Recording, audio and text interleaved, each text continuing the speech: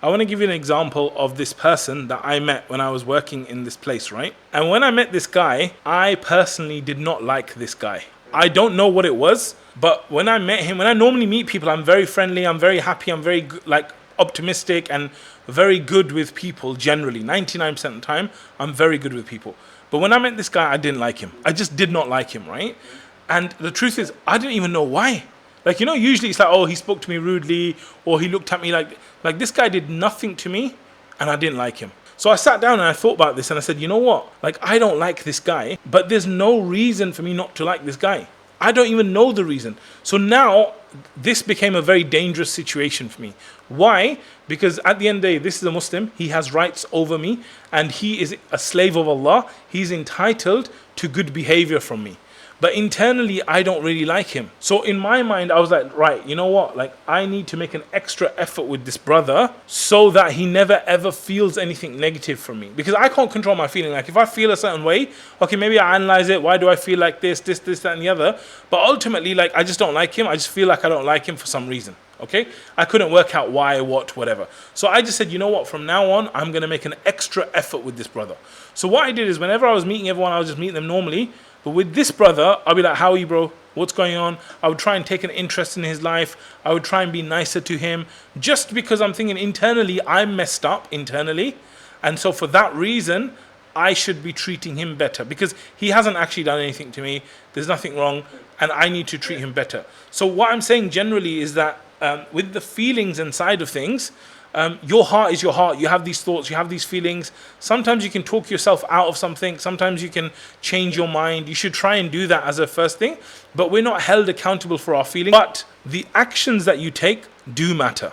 So if I now start talking about him to other people and I start going, oh yeah, you know that guy, bro, I don't like him, man. I don't know. There's something about him that I don't like. If I start saying that, now I'm in big trouble. Now, like, you've committed sin, now you're backbiting, right? So if no one ever knew that I don't like that guy, because I would never ever say, oh bro, I don't know what's wrong with him, but I don't like him. Because that is then an opportunity for someone else to go, yeah, he's a bit of a this and that. What I would do though is, like, let's say there's a guy in college who's always looking at me, for example. Maybe you could try and break the ice. Like, if you know he's Muslim, maybe I'll say, Assalamu alaikum, bro, how you doing? Wa alaikum salam, I'm okay. Like, that's it. And after that, the ice breaks and then it's never an issue again. The definition of backbiting is kind of like, it's like you saying something about a person that if they were there, they wouldn't like. So it might even be the truth, by the way. Okay? So imagine I said that this guy, he's just a thin guy. Or he's a fat guy. Or he's like a scrawny guy. If I said something and it's even true, if that person would not like it, if he was there, that is considered backbiting. So it's actually a very high bar. Like, most people would say, well, bro, if it's the truth, and that's what a lot of the time when I speak to people, I'm like, bro, don't say that. It's like backbiting, yeah? And they're like, yeah, but it's true. And I'm like, that doesn't matter. Unfortunately, like, even if it's true, it's still backbiting. And that's why you've got to be very, very careful. But there are certain, I just want to let you know that there are certain times, and I'm reading this directly from Islam Q&A, just so you know, yeah, that there are certain times when backbiting is actually permitted. Okay, so for example, like it says, like when you're complaining, like imagine I go to the judge or I go to the police or authorities or someone and I say, like, this guy attacked me.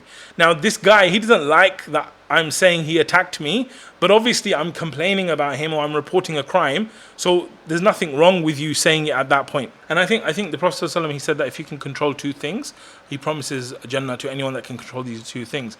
And one is his desires in terms of his sexual desires, and the second thing is actually his tongue. Like, most of the sins are committed actually by the tongue. So those are the ones to be really, really careful of, because it's very easy for you to just say something and suddenly you go from being a Muslim to a kafir. Just by your tongue saying something. You could very easily go from Jannah to Jahannam just by you backbiting or saying something about the Prophet ﷺ. So it's very important to be careful about your tongue, you know.